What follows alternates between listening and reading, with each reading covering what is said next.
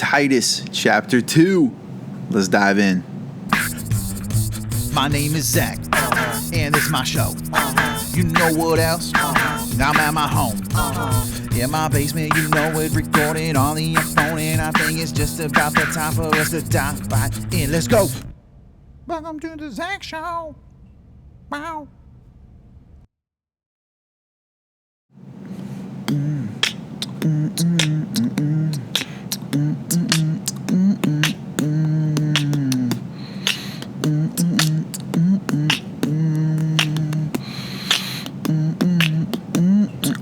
Oh, what's going on, everybody? Welcome to the Zag Show. I was just beatboxing. Just something most 34-year-old guys do. It's totally normal, not a weird thing at all. But anyway, my name is Zach. In case you don't know, this is the Zach Show, where we're just chatting about all sorts of stuff. Last week, we put out our first video episode on YouTube. You can find it. I don't even know how I have it labeled. My YouTube channel is just Pastorzackeiter, and then I have a podcast playlist called The Zach Show. It's probably not the best way to do it, but that's the way I'm doing it right now. So go check it out. That was last week. We started with Titus chapter 1, and the way I like to do this, in case you don't know, maybe you're watching on YouTube for the first time or you're listening for the first time, I don't like to edit a whole lot of stuff. So if I can avoid editing, I'm going to avoid editing. So you might get some weird awkward pauses or some ums or buts or, little filler words, a lot of likes, like, But yeah, I don't like to edit. And same thing on the video side of things. I'm not trying to be super crazy fancy. If the day came where I had more camera angles and more people joining me and stuff, then I'd rather do still like a live recording of that and just put it up there. Anyway, I'm also not looking up how to make a good podcast. I'm just hitting the record button and spewing out what I've written down. So we're coming up on a year. No, we're coming up on. We've got a few months ahead of us still, but July is going to be the year mark for really the Zach Show. There is 2 years ago, I made like a goofy little radio show. You can find it on Spotify still. It's technically episode 1 of the Zach Show. But if you don't have Spotify Premium, you're only going to hear like 30-second clips of some songs that I threw in there. The way I do it now, there's no songs. Anyway, you guys didn't tune in to hear a history of the Zach Show. You came to chat about Jesus and the Bible and maybe be a little silly somewhere along the way. That's just kind of how I like to roll. But before we get going and we get started, have you guys ever found yourself like waiting outside of a classroom door because you just saw a bunch of other people standing out there? Yeah, me too, honestly. I've been there. It used to happen a lot when I was in community college. So I went to good old Lord Fairfax Community College, which is now, I believe, Laurel Ridge. I think their mascot is a lion. When I was there, it was Lord Fairfax Community College, and the mascot was a cannon. Terrible mascot, by the way. It can't do anything. It's just an inanimate object. Can't do anything unless somebody lights a wick on the back of it. Anyway, I digress. I had a good time at Lord Fairfax, or Laurel Ridge, however you're supposed to say it now. But it would happen all the time where I would show up to class. The classroom would be dark. The door would be closed. And like 10 of us just standing outside of the door. And so I got to a point where I started asking the question. I would walk up there and I'd be like, did anybody try to actually open the door? Normally no one would respond, which is weird. We'd all be standing there and I would say, anybody open the door yet? No response ever.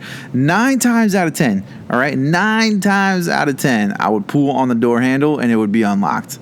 I would open the door, turn on the lights, and walk in, and then everybody else would come in. And I'm like, yo, everybody just stand around this closed door because no one thought to try the door handle.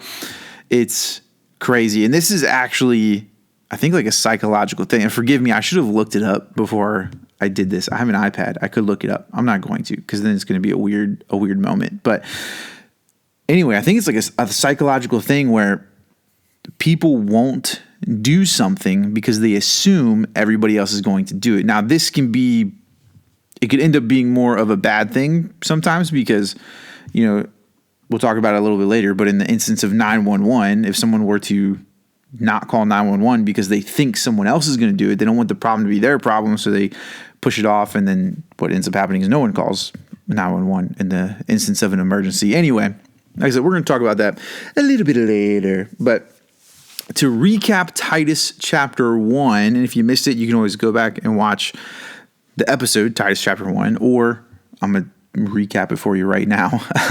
Titus is not a long book of the Bible. It's 3 chapters, but Paul is writing this whole thing to Titus in hopes that he can restore order within the leadership in this church in Crete. So in chapter 2, Paul is outlining what a leader should look like, or rather chapter 1, right? They should do this. They shouldn't do that. They should be slow to anger. They shouldn't be quick to anger. He's a lot of it is just the fruits of the Spirit, and he was outlining it in a different way, which we talked about in the last episode.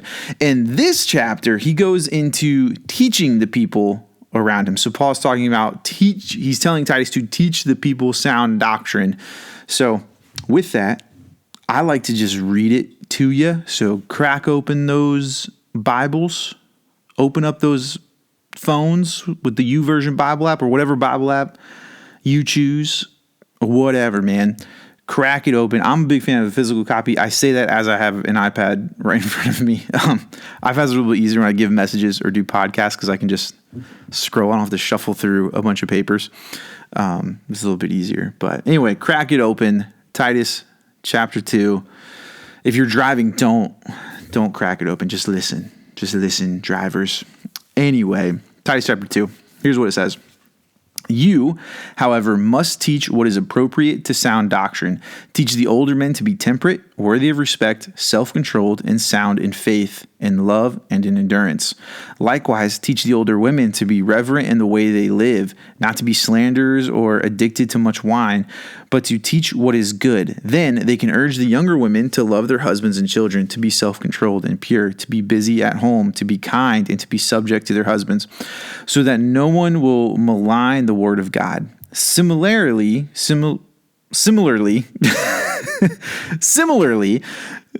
encourage the young men to be self-controlled. In everything, set them an example by doing what is good. In your teaching, show integrity, seriousness, and soundness of speech that cannot be condemned, so that those who oppose you may be ashamed because they have nothing bad to say about us. Teach slaves to be subject to their masters in everything. Try to please them, not to talk back to them, and not to steal from them, but to show that they can be fully trusted, so that in every way they will make the teaching about God, our Savior, attractive. For the grace of God has appeared that offers salvation to all people. It teaches us to say no to ungodliness and worldly passions, and to live self-controlled, upright, and godly lives in this present age, while we wait for the blessed hope, the appearing of the glory of our great God and Savior Jesus Christ, who gave himself for us to redeem us from all wickedness and to purify for himself a people that are his very own, eager to do what is good. These then are the things you should teach, encourage, and rebuke with all authority. Do not let anyone despise you. So, what I think can happen sometimes, going back to the example before of everyone standing outside of the door and no one trying to open the door, I think we can see a problem and think that it isn't our problem. And I think that's one thing that this chapter is talking about. It says in the very beginning, it kind of keeps this theme throughout the whole thing. Teach the older men to be temperate, which means there must have been an issue with that, right? He's not going to write a letter saying, teach everyone to be godly if everyone's already being godly. Like, he sent Titus there to restore order, so to speak. So Titus's job is now to correct that behavior, to address it with the older guys in that community. And back to my silly community college example of the door, no one would open the door. And like I said, 9 times out of 10, it was unlocked. Very few times when I pulled on the door handle was it locked. But like every time, if you showed up early for a class, the professor wasn't there yet, lights were off, door was closed. 10 to 15 people just standing outside the door. No one tried the door. There's even social experiments done where, and once again, forgive me, this is like a trust me bro source, but social experiments done where people would just start standing in a line and random people would get into this line having no clue what the line is for. They would just go stand in line. It's a little bit crazy, but this mentality, this, I guess, psychological thing can be a little dangerous when it comes to emergency situations. And this is what we talked about before, but there was an instance where someone got mugged. They were very hurt, like on like a doorstep, on a stoop in a city.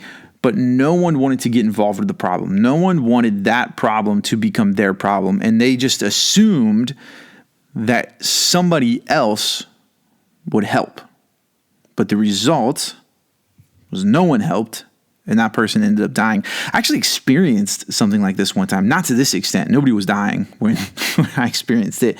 But I remember me and my wife, we were living in our condo, and it was before we had, our daughter or anything like that. And, we pulled in, and I noticed there was like a dog tied to one of the benches out there, and there was somebody just laying on the ground. A little weird, right?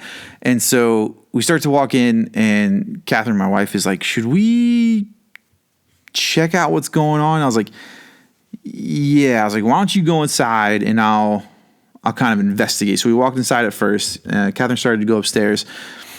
Right as I was about to open my front door, somebody knocked on my front door, and I opened it, and there was a guy out there. He's like, hey, my girlfriend hurt her ankle. She fell. She can't get up. He's like, I've been knocking on doors, and like no one's answered. And he even said like he stopped a worker just in his truck. He's like, dude, I need to use a phone. And the guy was like, I don't have time. Like, I have to go do my job. I don't have time for this. And I was a little bit baffled because I'm like, somebody's hurt. Somebody's hurt. What job out there? And maybe it exists. I don't know. There's some terrible bosses that exist in the world. But if your job is like going to punish you for being late because you helped someone in an emergency situation, it's probably not a good job to be in. Anyway, that doesn't have much to do with the lesson, but I went out there and I just helped in any way that I could. I think the girl ended up, it just so happened that she broke her ankle. We brought a blanket out there because I remember when I broke my arm, I got cold and shaky, and so we brought a blanket out there, a small bag of chips, some Gatorade, nothing crazy, and we just waited with him until an ambulance came that could get her in there and get her to the hospital. While we were doing that, one of the doors that he knocked on, I saw the dude peeking through the blinds, and the one was like, homeboy knocked on your door, you didn't even answer, and I get it because we get salespeople galore at my house. I don't want to be annoyed with a salesperson unless you're selling Girl Scout cookies, doing a fundraiser for your school or the local fire department. Keep your solar panels away from my door. So anyway, I digress. This is a rant. I tend to go on a lot when I speak. Anyway, this can happen a lot. Like, we can have this behavior, and a lot of people will just look at like, I even got a little bit lost here. We assume that someone is going to handle the problem. It's just an assumption that we make. I don't know if we make that assumption because we don't want to deal with it or what, but I would argue to say that if a problem is sitting in front of you, it's your responsibility to handle it in some way, shape, or form. Maybe you go to try and handle it and somebody else is already handling it. That's fine. Or you get involved as much until you can't help anymore. So in that scenario, the girl got loaded in the ambulance. I drove the guy back to his car, still within the neighborhood. It was like a 2-minute drive. All I had to do is like hang out with some people and drive a dude 2 minutes down the street. And then there was nothing else I could do. It was in their hands now, and they were good. They were taken care of. But I think the same thing can happen when it simply comes to behavior too. Like, a lot of people will just look at someone and judge them and say, man, someone needs to tell that person that they can't do that. Why is it not you? Why can't you do it? What are the chances that somebody has done that? There's been a few instances where I've heard of someone recently accepting Jesus into their life, and then other people talking about that person and be like, why would they say such words? I'm like, they just accepted Jesus. Do they even know? Like, maybe they don't. If they've just accepted Jesus, how much scripture have they actually read? Probably not that much, right? Now, this can be a tricky thing to do, especially if you don't really know the person, to simply walk up to someone and say, hey, you're doing something wrong. It can go very wrong very quick because the way it's perceived is that it's like an attacking statement. So now you're attacking that person instead of trying to help that person. And so then they're going to automatically arise to a defense. I think the best way to do it is to sit down with that person and to ask them about it. Whatever the issue is that you're seeing, cussing is probably an easy example.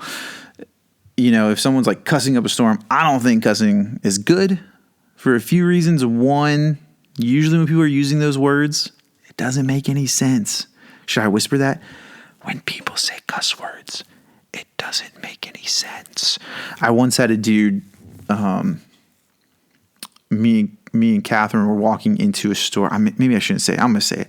We were walking into a store, and this other couple was walking out, and this guy like really wanted some nachos. But the way he communicated it was, I want some effing nachos.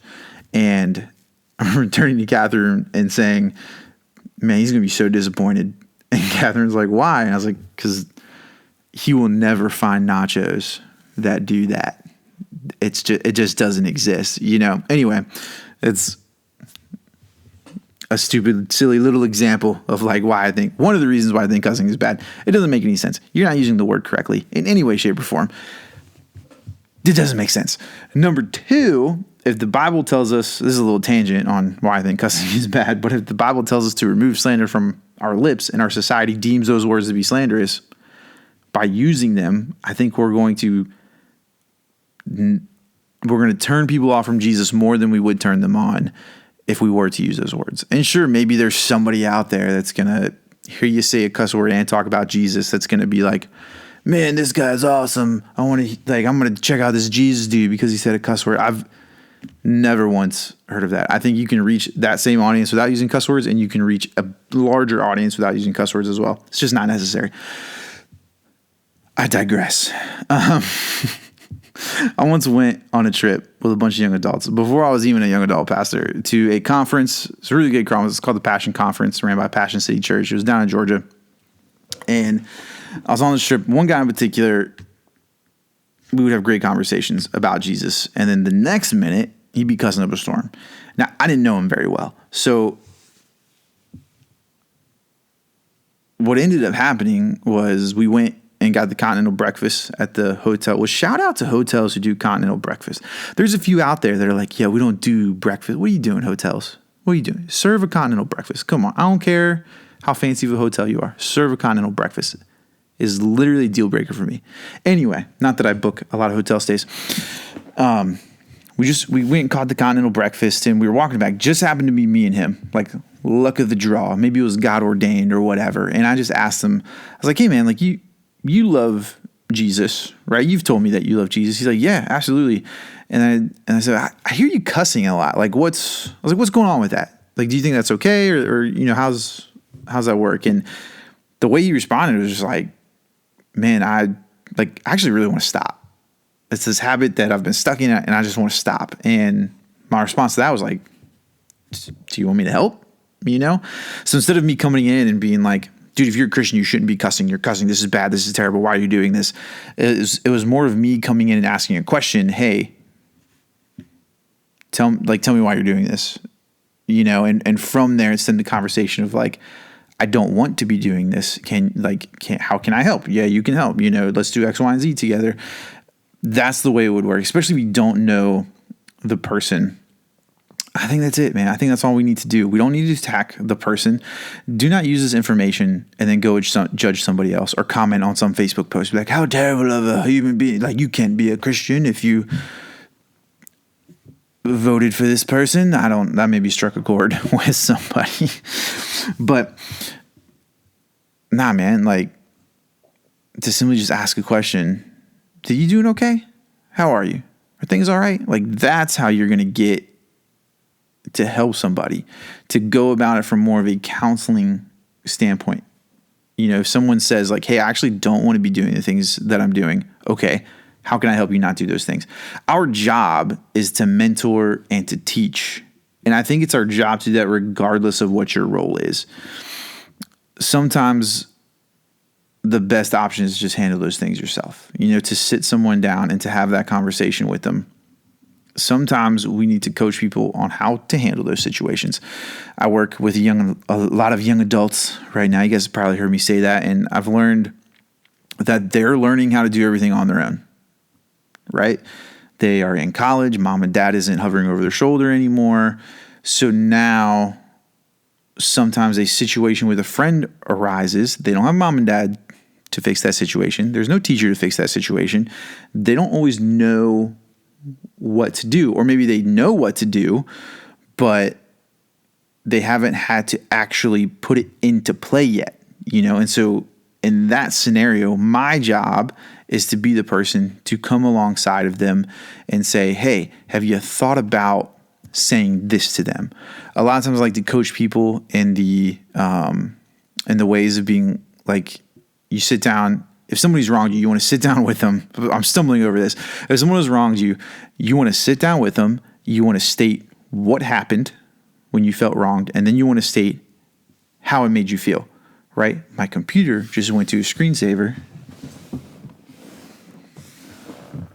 and that scares me when I'm recording. Anyway, you're going to see all of that because I don't like to edit.